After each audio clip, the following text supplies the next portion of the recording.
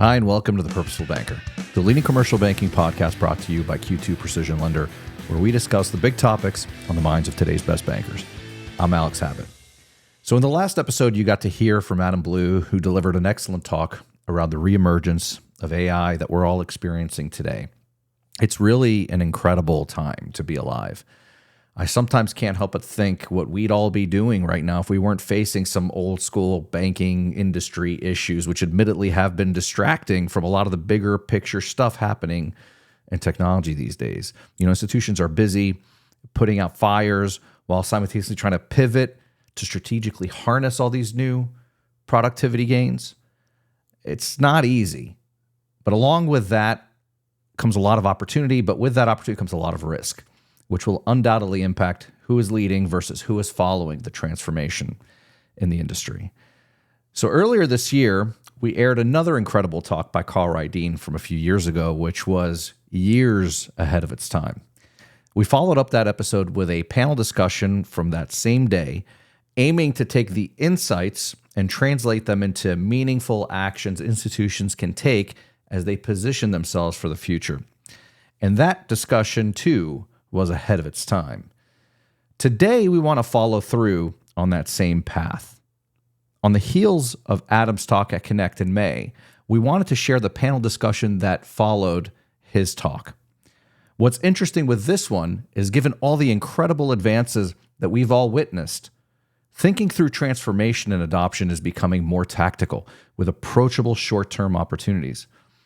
Much more of the aspirational stuff we used to think about back then is now achievable sooner. This panel discussion prompts you to think about the possibilities through wisdom, ideas, and great stories.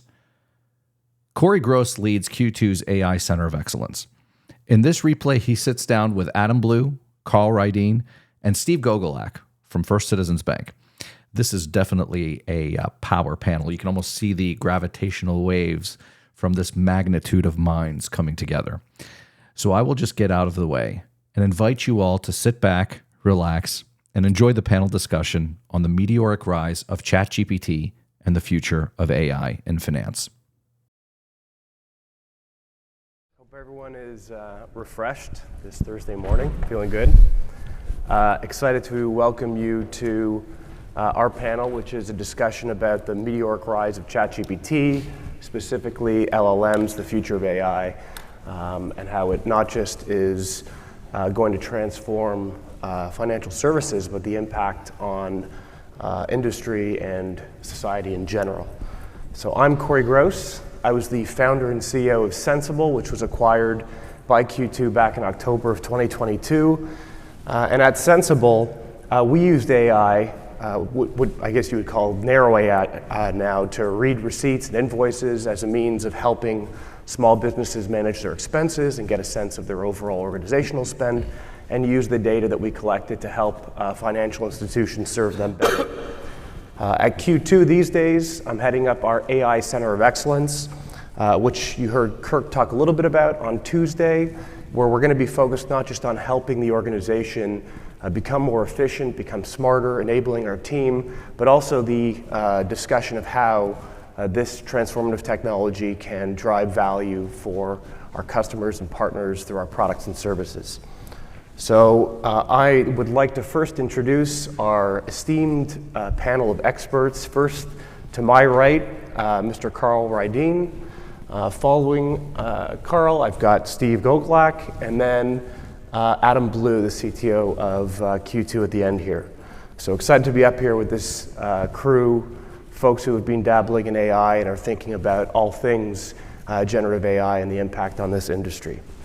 So before I, shut up for a bit and let these guys do most of the talking, I also know that my notes are probably going to go out the window very soon when this thing really gets heated up. I want to touch really briefly on what LLMs are, because there might be a lot of folks here that hear about the rise of AI and they're like, well, what the hell is the rise of AI? We've been talking about AI for 20 years.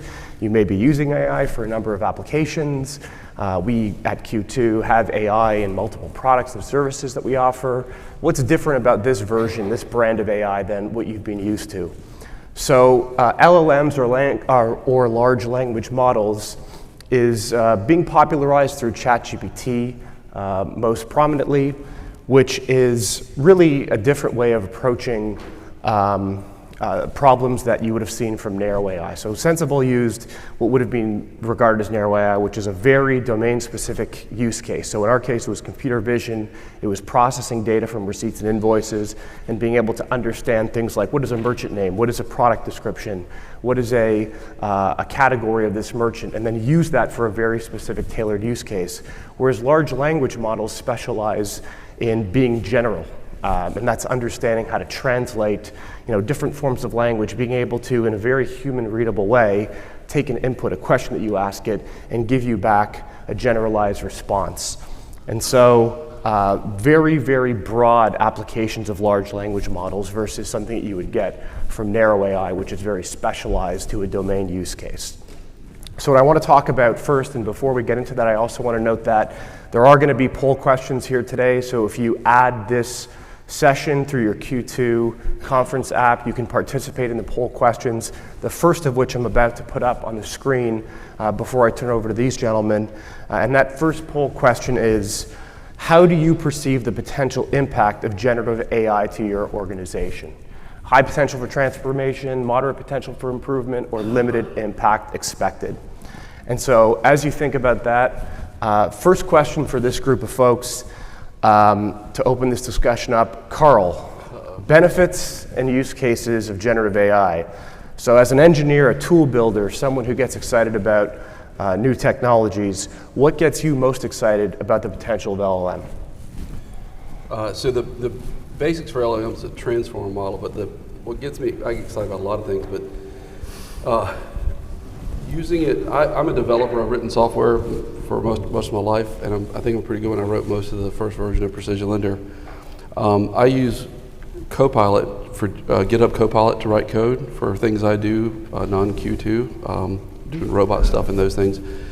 I also use GPT-4 to help me kind of as a muse as I'm writing things, and I can tell you it makes me 10 times more productive. And there's one thing that's kind of inherent to the model, one thing that's kind of side to that. One is inherent to that is these language models, what they're really good at is translating things. If you think about them as translators as opposed to knowledge models, one of the problems people have with it is they ask it a question and expect it to give it an answer.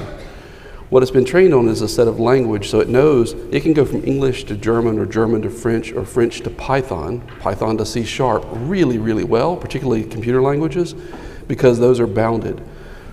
But it's not a knowledge model. It only has knowledge in so much as it needs knowledge to understand language and to translate language.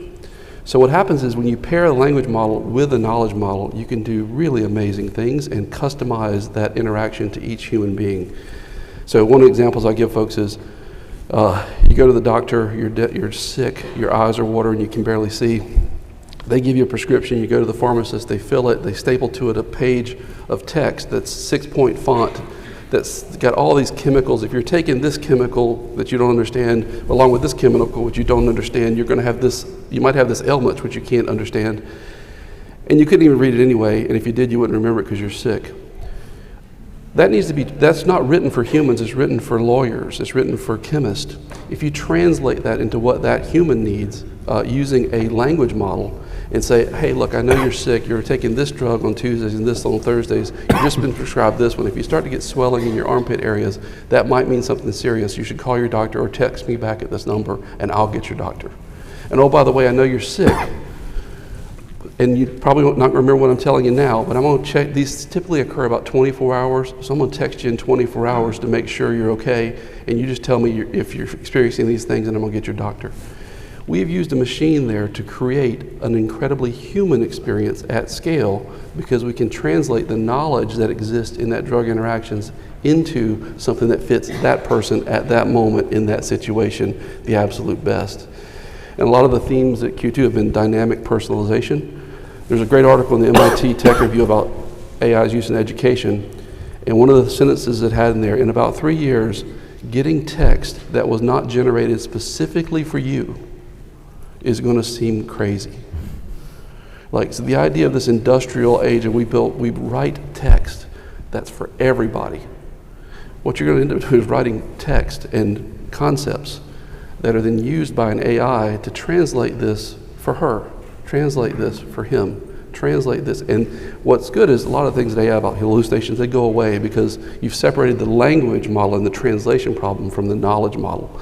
And where you're seeing this really take off is that. The second thing I'll use in GPT is when I ask it a question about how do I write this code, it gives me a specific example with specific instructions. How I would have done that before is I would have gone over to Google and Googled it.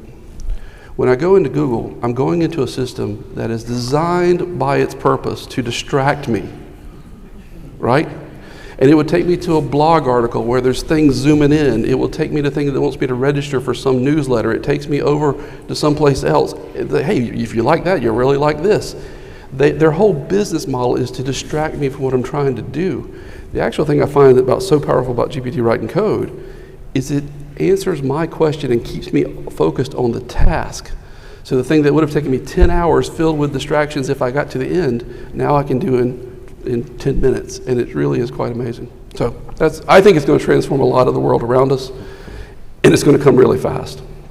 So Steve, hearing this, how do you think about this specific application, not just in the way that LLMs have the potential to create dynamic personalization for your customers, but even how it can drive more efficiency for the financial institution? How do you think about the use of LLMs at the bank? I think to build on what Carl was saying, like there's so many corollaries between health and finance. I mean, that problem that you described is exactly the problem that many of us are trying to solve for. Of, I have a client, they are in this specific situation. Here are the things that we need to do for them, and that is a difficult thing to do at scale. We do it really well on an individual one-to-one basis. But sort of the question is, does that person that's sitting across the table in that human interaction have access to understand how to make a match like that? Here's a situation, this is the right way to solve the problem. So I think the assistive nature of that, I mean, we call it sort of a training use case, if you will, but the initial part of that would be, how do we understand the situation and then turn it into a here is what you should do, here is knowledge that I can give to you, and that is, you're able to accelerate the pace at which you're delivering good advice, the right advice, faster, and initially that's going to be assistive to human. I'm skeptical that in the near term it's going to be the customer directly interacting with the AI to do that, just because I think it becomes you need a check in place to make sure that it truly matches. But I think from a financial services standpoint, it's going to accelerate that aspect of things, and it's going to start popping up in all these different places, and it'll just become kind of a natural way in which advisors and bankers start to use that assistive nature to communicate. There was one of the sessions that I was in yesterday had a very, very simple use case around this. Of the woman was talking about how they went in and did secret shopping and then asked a question about how do I do this in the mobile app to someone in the branch, and the person in the branch didn't know the answer. Well, in the future, that's not going to be the case. They'll say, well, I'm not sure, let me go find out. And instead of sifting through the intranet and trying to find documentation or find the right person to call, they're just going to ask an assistant, and the assistant is going to tell them right away. So they're going to be providing much better customer service through use cases like that. So Adam, anyone here experiment with ChatGPT? Raise your hand if you're using it, even just to ask it questions about recipes and things like that. So a lot of folks in the room. So demystify this a little bit for us, Adam. How do you think, it's not great at everything, it's a generalized model. What use cases today do you feel like it's most effective at, and you think about as those low-hanging fruit use cases, to whether it's for your own personal life or even in the application of financial services? What are the things that you think are the low-hanging fruit? Yeah, I think I really like Carl's kind of taxonomy of the transformational capabilities of the neural network transformer models in large language models versus the underlying knowledge model that supplies the content. And I saw something interesting by an AI research scientist, and he says, as human beings, we conflate performance and competence. And so he said, you can train an algorithm to recognize that there's a dog catching a frisbee, And then as human beings, we think, well, we could probably ask that same thing, like, can you eat a Frisbee? Do dogs normally catch Frisbees? Do people play Frisbee in the rain? And it won't know any of those things, right? Because it's trained to do this particular task. So I think that there are, I've been thinking about tasks that, in which the transformation piece is really pivotal. Let me give you an example. So we have been building file importers into software for a long, long time, right? All of you have probably used them. There's a general purpose one in Excel that I've fought with for many years.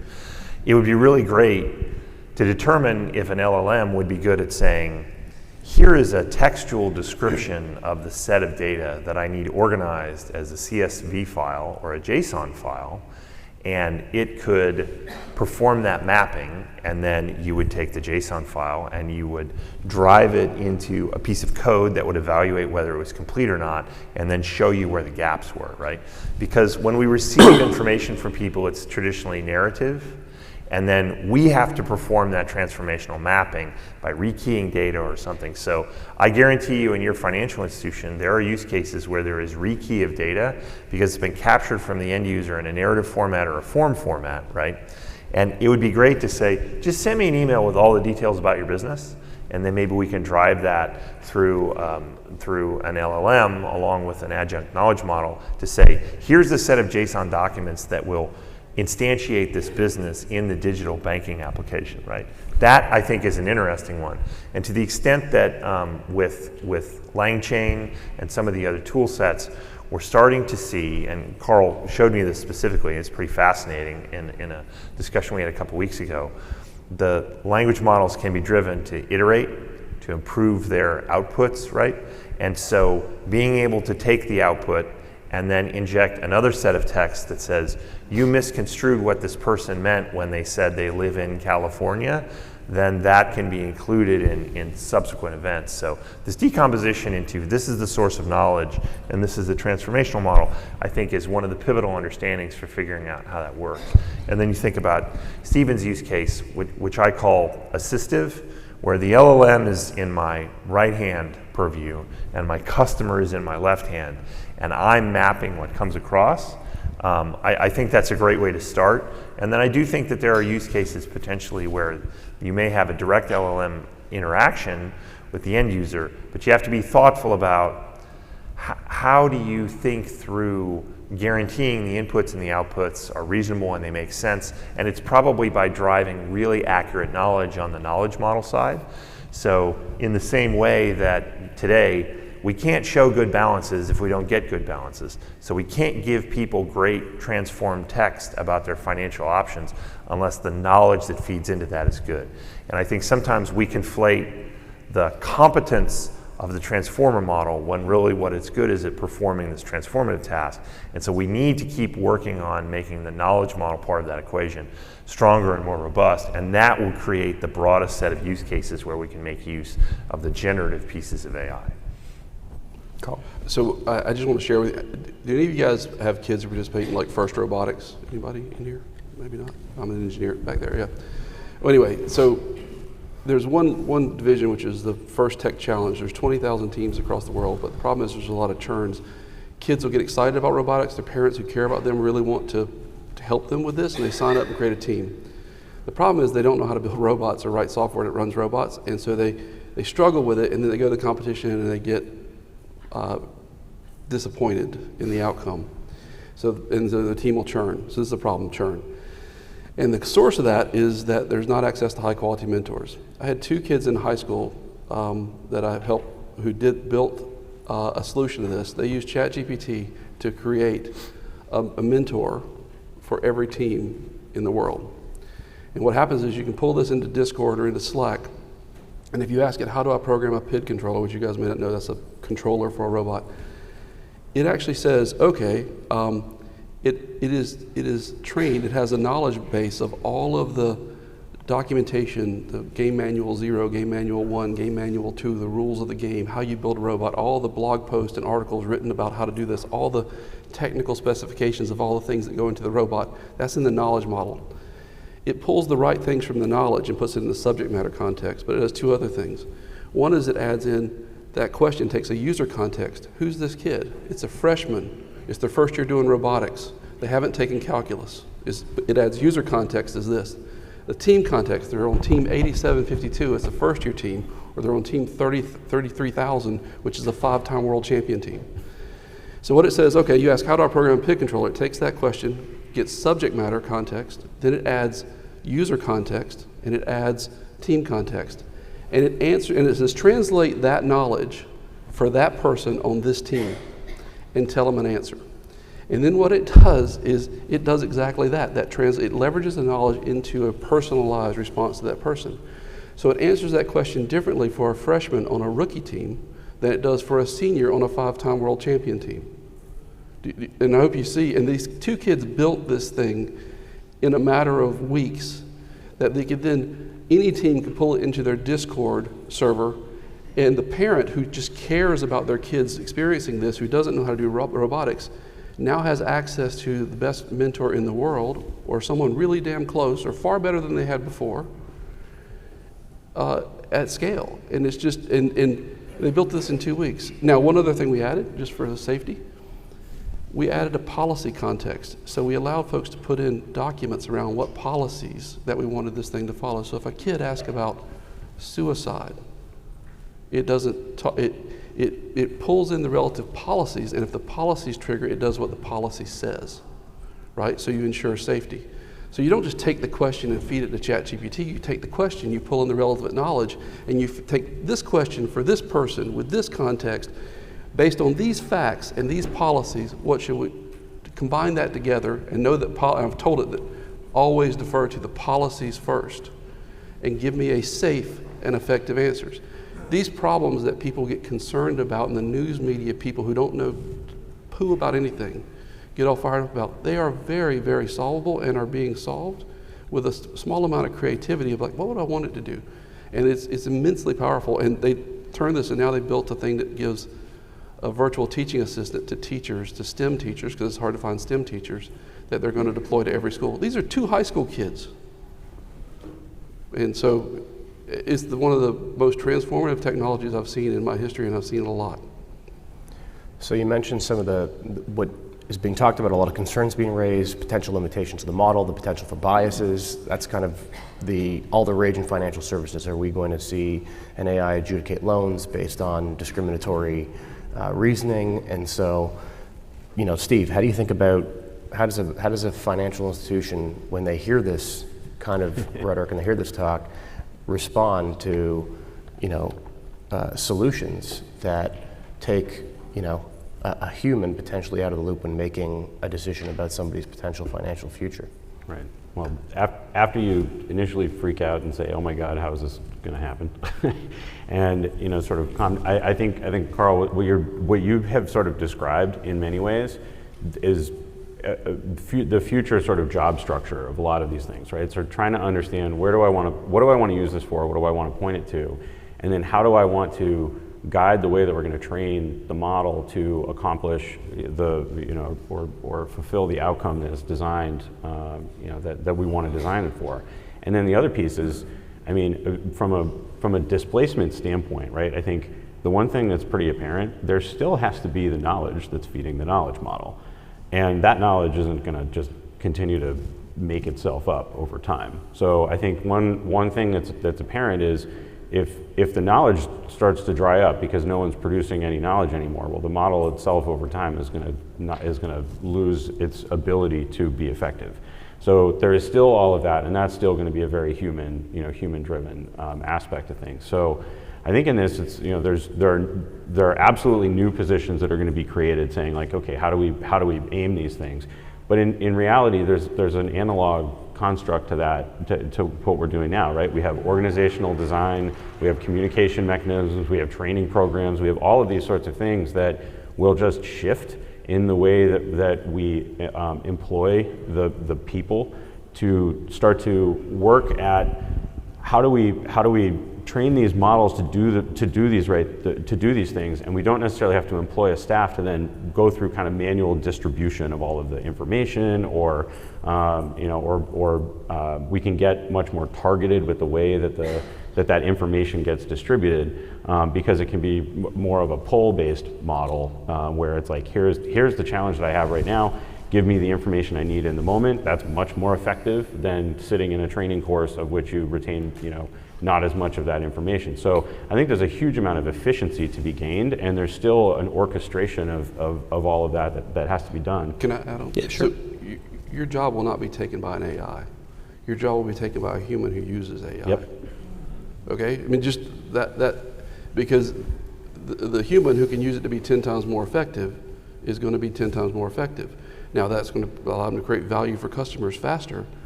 And this is the thing, Adam mentioned it, and you see, I gave a talk a few years ago, maybe we can find a way to put it in the app or something. It was called Build Iron Man Suits, Not Terminators, right? You want to think about augmented intelligence, not artificial intelligence or some replacement, right? We as humans are tool builders. We have been for our entire history on this planet, and we have built a tool that allows us to do things we couldn't do before. And those things have implications. We build tools that changes our world, that world changes us, then we build new tools that change our world a different way. That's been our history. But this idea of like build Iron Man suits, not Terminators, I think Satya Nadella's got a really good way of thinking about it. You want to build co-pilots, not autopilots. We tend to think of how do we automate this human. What you want to do is you want to find a human who's really good at something, and how do I 10x them? How do I build that person an Iron Man suit to do things? All right, there are people who wrote these game manual zeros that are blogs and things to help the kids in robotics. But you got to go search it, you got to go find it. What we've done is we've now taken that and made them 10 times more powerful, right? And so thinking about it as a force multiplier, I think is really important. So very quickly before we move on, we have our second poll question. So before we get to that, how do we perceive the potential impact of generative AI to your organization? 43% think that there is high potential for transformation. So we're getting there, and pretty meaningful impact on not just the customer experience, which is the context for our second question, but also creating more effective, more efficient employees so that they can be focusing on the more creative aspects of their job, not necessarily the menial tasks that take up a lot of time. So that second question, in what ways do you think that generative AI can enhance the customer experience? Personalized recommendation offers, improved fraud detection and security, automated customer support and chatbots, streamlined and efficient processes, which is what we've been touching on here lately. So on the topic of process, we talk about governance, policy, acceptable use of AI at organizations, how AI can be built into products and services responsibly. So Steve, we know that this isn't the first time a transformative technology has come to an industry like financial services, when it was mobile, when it was cloud, when it was internet banking. There's always going to be a concern about data leakage, privacy, security, compliance. What are the kinds of guardrails that you think about that need to be in place in order to see adoption of generative AI solutions at a financial institution, and even have employees comfortably and confidently use generative AI to make their work better and become more effective? I guess there's probably sort of two tracks to this as I sort of think about it. One is getting something out into your folks' hands as quickly as possible, because if you don't do it, they're going to go seek it somewhere else, right? And no matter what sort of policy you have, right, there's that aspect of, finding the right tools to make yourself more productive. People are going to give that a try, right? And there are already banks that have come out with policies saying, you may not do this on, your company-owned equipment. You can't upload other data. So I think having guardrails out quickly to sort of say these are the things that we don't want you to do, but then getting something quickly out there is important, because everyone is going to be curious and want to experiment. And as soon as one institution starts to do things, or people hear different use cases about what someone else is doing, they're going to say, I want some of that too. And this is going to happen this will happen very fast. So I think that some of the initial places this is going to pop up naturally, right? There's big investment from Microsoft in this, big investment from Salesforce in this. So some of the tools that we're already using, that's going to be the places where these things are going to start to show up, and it's going to be a matter of figuring out how do we want to turn them on or configure them in such a way so that it makes sense, as opposed to saying, well, we're just going to leave that over there and not accept that technology that's going to come out, whether it's in the Office 365 suite or it's Einstein GPT in Salesforce or things like that. So I think in general it's kind of being quick. That's sort of the first track. The longer term track is going to be more around how do you set up a group within the institution to actually figure out what is this going to look like and where do we want to get value out of this. And that's going to be the much longer form. What of our data do we want to provide access to? What use cases do we want to support? Those things are going to take time to gain consensus on, and I think it's important to start those conversations, now, because if you're not doing it now, then it'll just take too long, and someone else is will beat you to it. And again, I think this is going to be a big competitive advantage. It's just going to be one of those things that it'll be here before you expect it. So I want to, I'm from the South. You can probably hear it from my accent. So you can say anything about anybody as long as you say bless their heart, right? And so community regional banks, bless their heart, have often kind of been scared of things and try to delay and put it off until the world shows them they can't not do it, right? And then they do it. And you can see this with, when I first started selling software to banks in 2002, 4, somewhere in there, we actually sold software to a bank the whole bank was air-gapped to the internet. They had one computer in the closet that was connected to the internet. Nothing else at the bank was connected to the internet. And when upgrading her software, I'd have to ship her a CD, and if it was important, she had to unlock the closet, go in the room, download it, put it on a CD, or for God forbid, put it on a thumb drive she found in the parking lot to move it over into her network. But so if you think about the advent of the internet, there was a lot of fear around that, and the fear feels a lot like the fear now. And it gave people reason and to be complacent, and excuses to be complacent and not to realize this is going to change the expectation of what customers, how they want to interact with their bank. And the folks who got it early had a lead. The folks who got it late survived. The folks who didn't get it died. That time frame was on the scale of this, okay? You can do it again with mobile. You can do it again with cloud. And you can do it again now with AI. I will tell you, at each case, I believe the time frame between we can't possibly do this and we absolutely have to do this has gotten shorter with each iteration, and the consequences of not doing it have gotten steeper with each iteration. So I don't know that you have, you need to find, and so what should you do, right?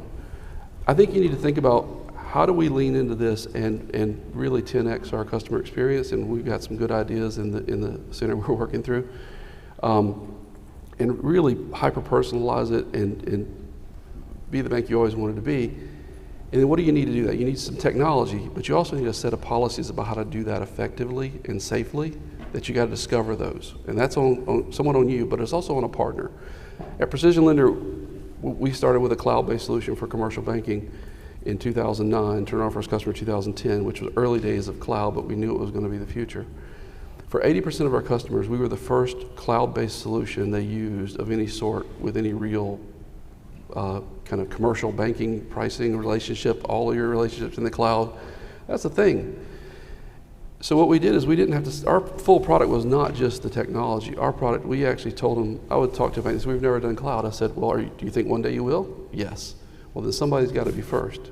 Then picking who's first is really important. Somebody who can not only give you the technology, but a roadmap of how to wield it and the set of policies, a complete product, not just technology, but we actually wrote the policies for banks and said, here's the way you buy it. We wrote the checklist, the due diligence, those things. And we gave them all the things they need to wield this new technology for good. And I think we were kind of the tip of the spear in a lot of places for banks accessing the cloud. And I think You need partners to do that for you on all these things. I think Q2 has a history of doing it at every stage for banks, and I believe we'll be able to do it here as well. So Adam, you touched on this in your presentation yesterday, which is, you hear a lot in the industry of calls for moratoriums on use of AI.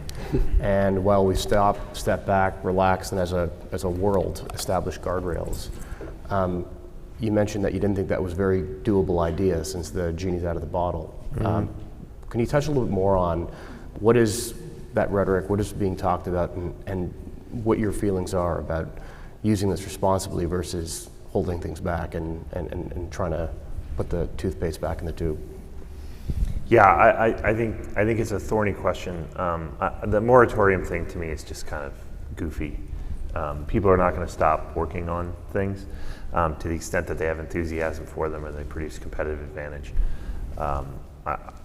And so, to Carl's point, waiting to discover what use cases might be useful for this technology or to build competence in understanding and using the technology is not very interesting, right?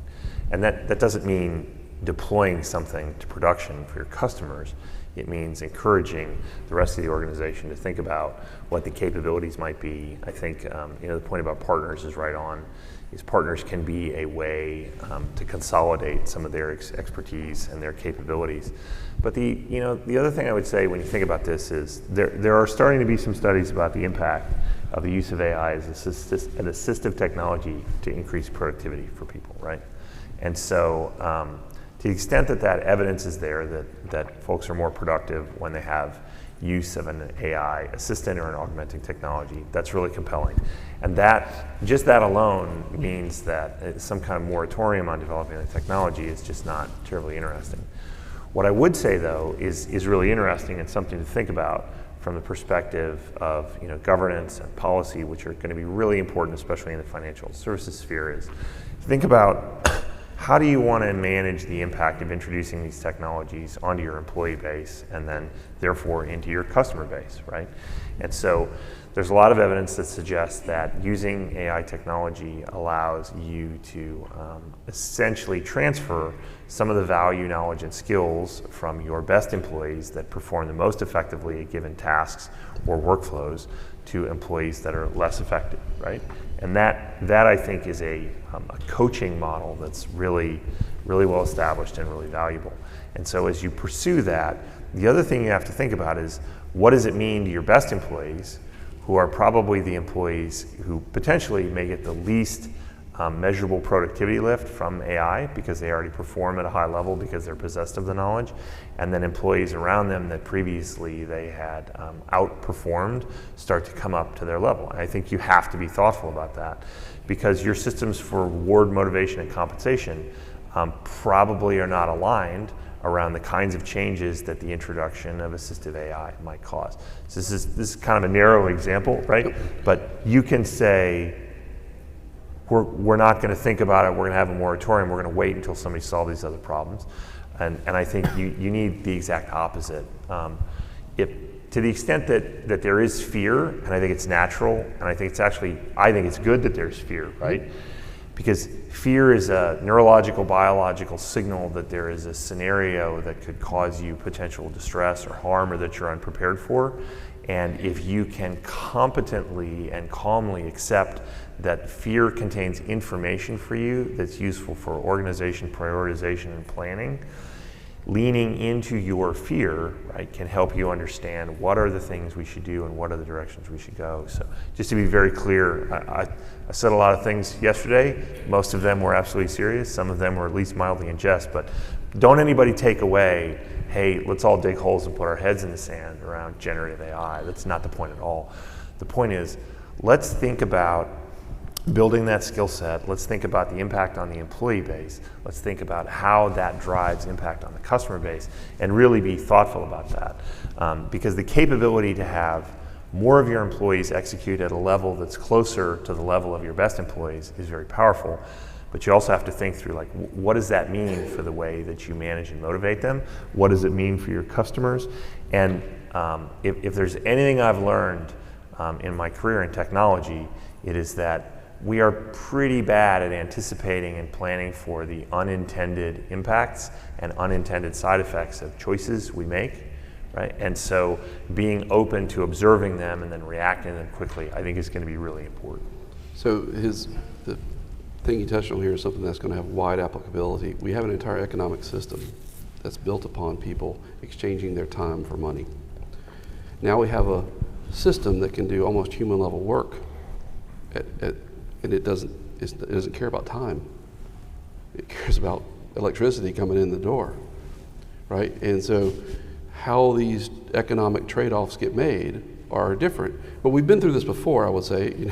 We used to have, you traded your sweat and your toil for money, right? And you were paid for piecework. How many bushels of pears can you pick and whatever? And we moved from that to a different way where we trade our time, where we're using machines and other things to do the toil, and we're not paid for the sweat of our backs. But we're going to have to change about how we do this. And this is one of the things I want to give folks a kind of a little rubric to think about. There's one we always used at PL for those who have Precision Lender, we have Andy, which we've done for a long time, which is a really great learning loop, ambient learning loop where we've used language models forever. This is the thing with Q2 is well positioned for this because we've been doing this for a while. We've been waiting for a great language model to actually make it even better. But we would always say when someone says, I want a report or I want a dashboard, I'd always say, well, if I give you that perfectly report, what would you do differently if I gave you that report? He says, well, I want to make sure it's on so-and-so's desk every Monday morning. I'll make sure they read it. And if they read it, they're going to look out for these things. And if they see these things, they're going to tell Joe to do this. How about we just build a skill for Andy that all that happens, and I'm not dependent upon the report landing on your desk and all the other stuff in that chain. How about we just do that? And so we build skills for Andy to help Andy do that.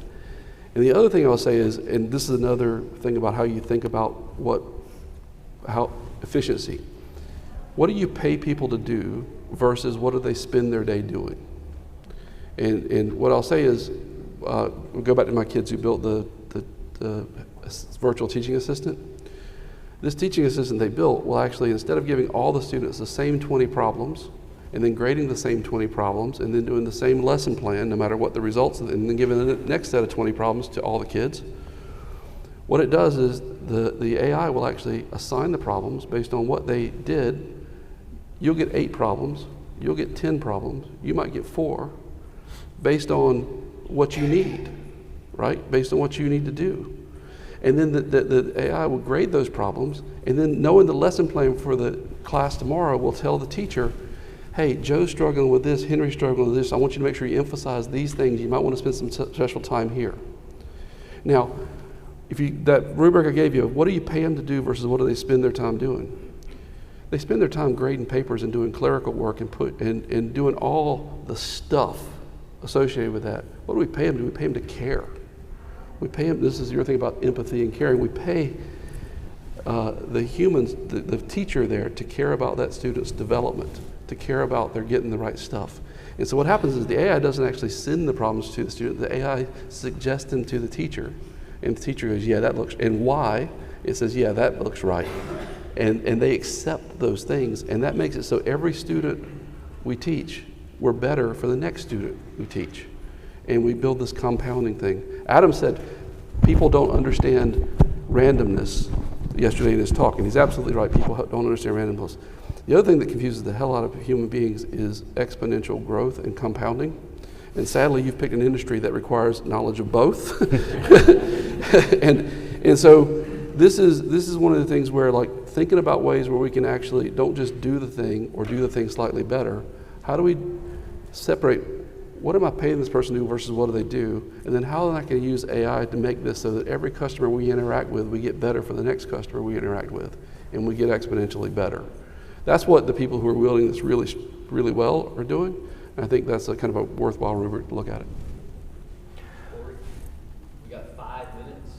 I don't know. Yeah. I have a feeling there might be a question or two. Yeah, let's take some questions. You guys might just want to continue to listen to these guys. So here's my last poll question, and what we'll do is we'll send off with kind of our view for the impact of Gen AI on society, so we can keep a couple of minutes available for questions. So last question number 3 for the audience: how prepared is your organization for adopting generative AI technology? which may not have made the cut. In any case, maybe the last thing, oh, there we go. So actively exploring and experimenting, considering implementation in your future, or no immediate plans. So that's interesting. So actively exploring. Very even. Yeah, it's pretty even.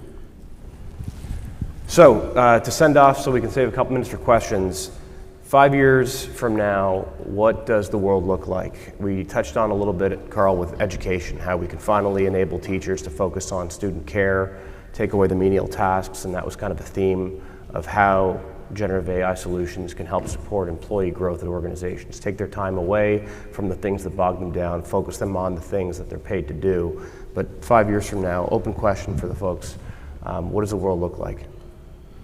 So in economics, when you have complements, right, you need to do this thing and you need to have this thing. You need to have microprocessors and operating systems, and there's complements. You need to have both things to have a full solution. When the price of a complement goes down, the value of the other complement goes way up. So when I said, what do we pay teachers to do? We pay them to care, but what do they do? They spend time doing administrative stuff and whatever. The value for a teacher who really cares is going to go way up. I'm an optimist, right? So pessimists are often right, optimists are often rich. But what you need to do is that's a quote, I didn't make that up.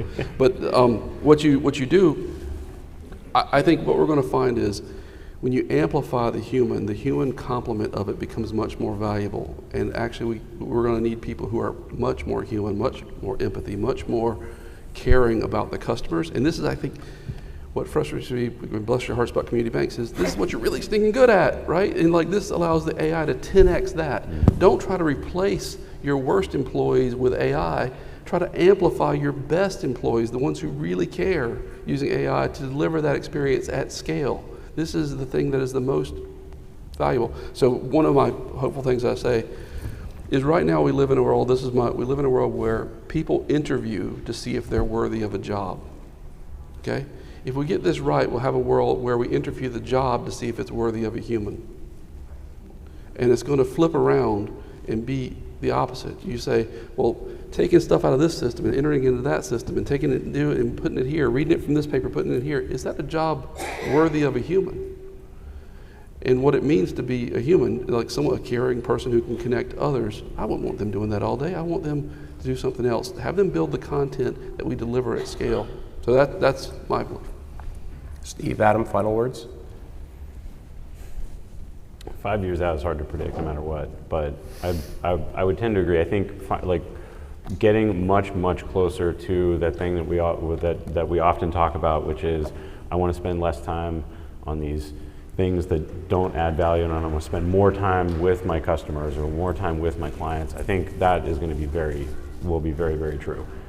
So I mean, Carl, I think you're spot on with that. I think this is it's not just generative AI. I mean, it's like there's a number of things that are converging here that are going to get to a point where there's tremendous more value that's able to be delivered because we have the time to deliver it and we have better access to understand what value is necessary at a given moment. I think the nature of work as a productive human activity will change. I'm not going to make a prediction on how it will change, but I think it will change. But I would say very firmly that the relationship between people and their work is going to look very different in 5 years than it does today. I think AI technologies broadly will accelerate the changes that were kind of natural experiment brought into being by the pandemic, the rise of remote work, the change in the way that people attach to organizations and structures and missions and purposes. And I just think it will look very different than it does today. I think there will be some great things about it as an optimist, and I think there will probably be some things that are extractive and problematic that we'll have to work on solving as well. So we hope you enjoyed that awesome discussion. Before we wrap up today, I have a special announcement. It's really been a blast working on the show for the past year, and I look forward to working on many more episodes in the future. But for the next episode, I'll be turning over hosting duties back to one of the originals who helped propel this show to where it is today. We are excited to announce that after a year hiatus from the firm, the Jim Young has rejoined Q2 to much fanfare around here. If you are a longtime listener of the show, it'll feel like you're coming back home. So be sure to tune in and check him out, and you will love who his first guest will be. I'll leave it to Jim to introduce who that will be, so stay tuned. That's it for this week's episode of The Purposeful Banker. If you want to catch more episodes of the show, please subscribe wherever you like to listen to podcasts, including Apple, Spotify, Stitcher, and iHeartRadio. We're also pleased to announce that we are now also on YouTube. You can check out our channel by searching for The Purposeful Banker in the search box or visiting youtube.com/@ The Purposeful Banker. That's @ The Purposeful Banker. You can watch all the great episodes from the past year, and don't forget to subscribe to the channel to get all the great content delivered straight to your feed. And if you have a minute to spare, let us know what you think in the comments. You can head over to q2.com to learn more about the company behind this content. Until next time, this is Alex Habet, and you've been listening to The Purposeful Banker.